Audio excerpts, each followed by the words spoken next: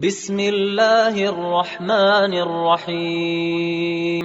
Walaupun istilahnya tuh ada punya tabungan lebihan aja, tetapi ketika ini loh anunya di sini lebih rendah lagi bunganya, pindah lagi, bahkan ada yang mau membayarkan hutang kita di bank yang satunya tanpa mengambil agunannya, asalkan mau pinjam di banknya. Jadi itu pertanyaan Ustaz, bagaimana menyikapinya? Sekian, Assalamualaikum warahmatullahi wabarakatuh.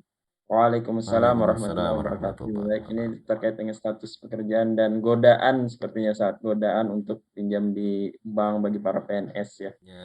Ini terkait dengan sikap kita terhadap pertama orientasi hidup lah yang ingin kita garis bawahi pada kesempatan kali ini. Kita ini hidup hendaknya sadar betul kita ini akan berangkat ke negeri akhirat.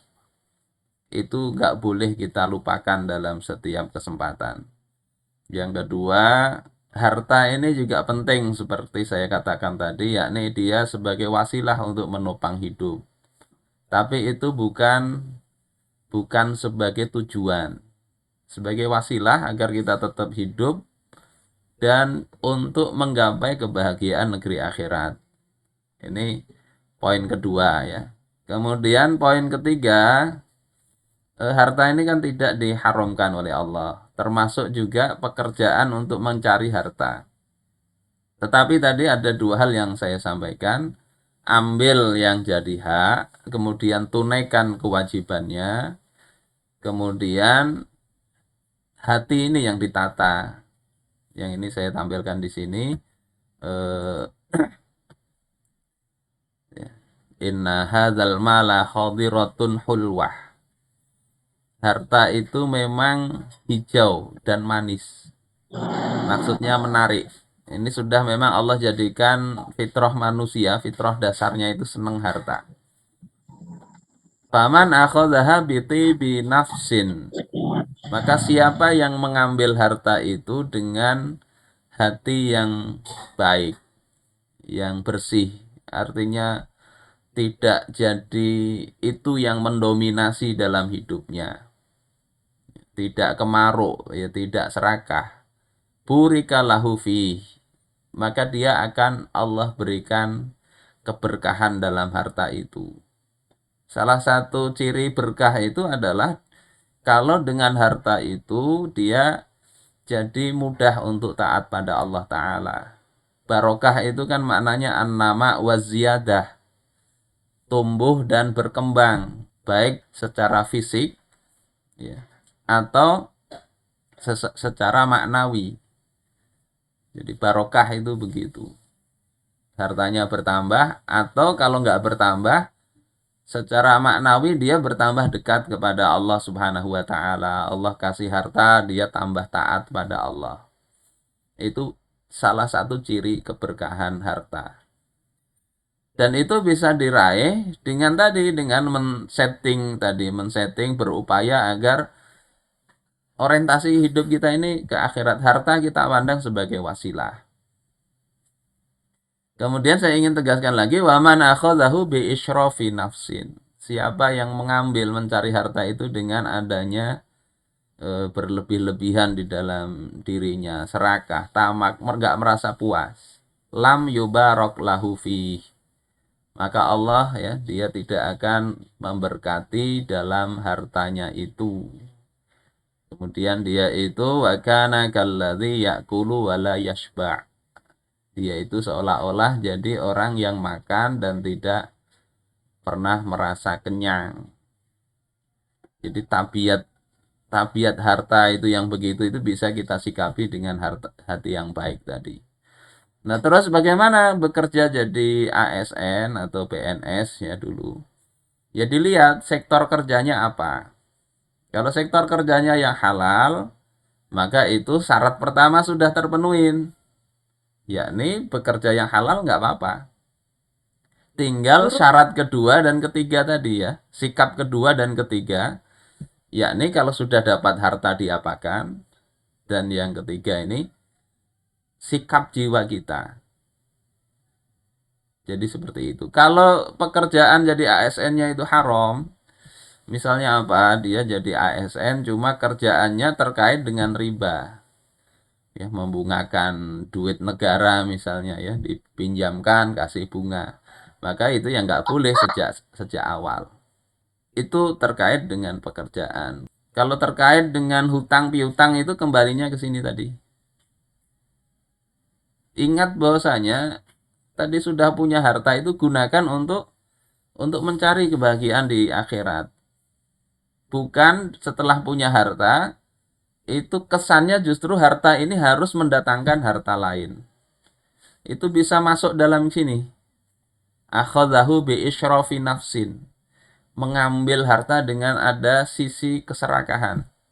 Nggak cukup harta itu. Sehingga dapat Allah kasih harta, dia pikirkan lebih banyak lagi. Dikasih lagi, berpikir lebih banyak lagi.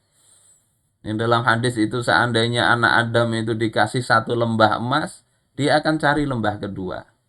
Cari terus begitu. Ini bahaya itu. Salah satu ciri Allah mungkin nggak memberkahi. Sehingga banyak-banyak kita beristighfar, banyak-banyak kita minta ampun kepada Allah Subhanahu wa taala dan ya mencoba kita meluruskan hati kita kembali. Kalau itu kita biarkan, apalagi terlibat dalam riba ini, Allah justru bisa hancurkan kita. Saya pernah didatangi oleh seorang bapak-bapak ya. Datang ke rumah. Ini saya ceritakan bukan untuk aib seseorang ya. Kalau ada cerita yang nggak saya sebut namanya.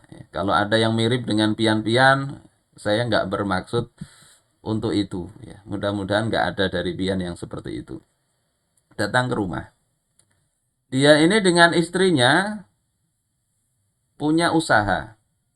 Nggak saya sebut usahanya lah. Di Banjarbaru punya usaha. Kalau saya sebut nanti bisa mengira-ngira tahu lagi orangnya. Usahanya berhasil. Usahanya dalam bidang ini kuliner. Kemudian omsetnya waktu itu bisa 15 jutaan sebulan. Karena usahanya berhasil, padahal rumah punya dia.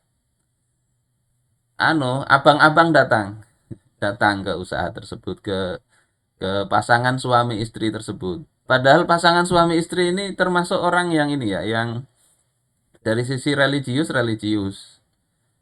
Anaknya juga ke pondok. Tetapi ini godaan harta itu begitu. Allah sudah beri kecukupan, datang abang-abang, ini usaha sampean bagus, kita bisa menambahi dana.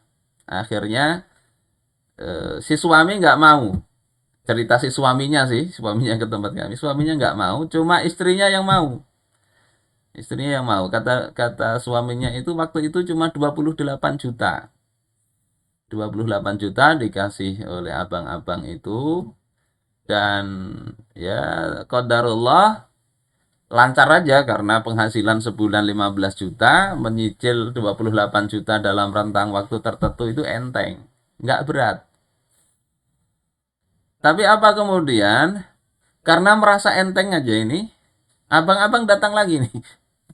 Ya, datang lagi ini, rumah lagi.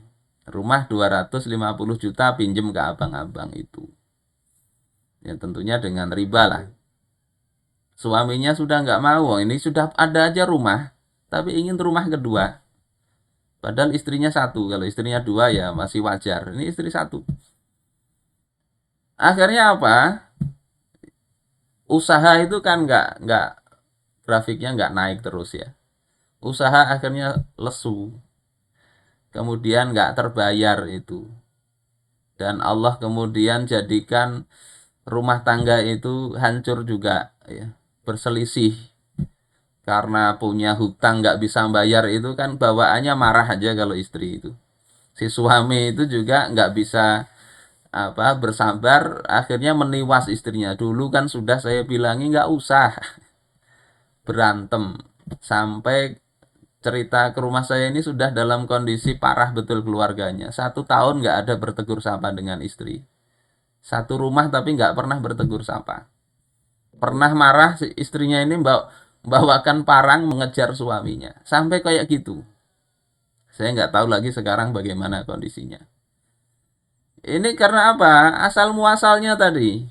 Masih bagus itu ya, saya katakan masih bagus karena Allah beri teguran, Allah bikin bangkrut di dunia ini sehingga ada kesempatan untuk bertobat. Coba kalau itu naik terus sampai mati nggak sadar-sadar. Allah kasih masalah itu bentuk kasih sayang Allah, bahwasanya dia harusnya sadar, bertobat. Nah, kondisinya seperti itu. Sehingga harta itu hendaknya ya sudah, apalagi kalau kita sudah usia 40 tahun ke atas. Harusnya sudah mulai ya bercerai dengan harta dari dalam diri kita ini. Target-target duniawi itu hendaknya kita kesampingkan. Ya jalani saja. Buka bisnis, buka aja bisnis. Tapi jangan itu menjadi hal yang menancap kuat di dalam hati kita sehingga kita tersibukkan.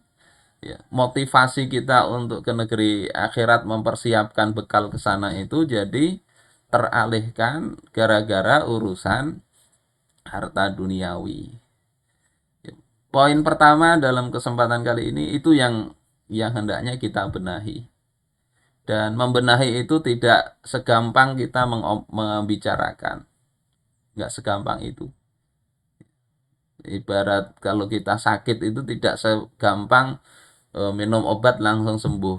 Kadang ada penyakit yang harus sampai diamputasi ya ada. Harta-harta sumber-sumber yang haram itu kalau kita mau lanjut kajian supaya bersih itu ya di stop ya pemasukan haram itu. Baru kita bisa membersihkan diri kita. Mudah-mudahan kalau itu kita lakukan tadi Allah berjanji akan memberikan taufik dan akan mempermudah apa yang kita lakukan, kita inginkan itu.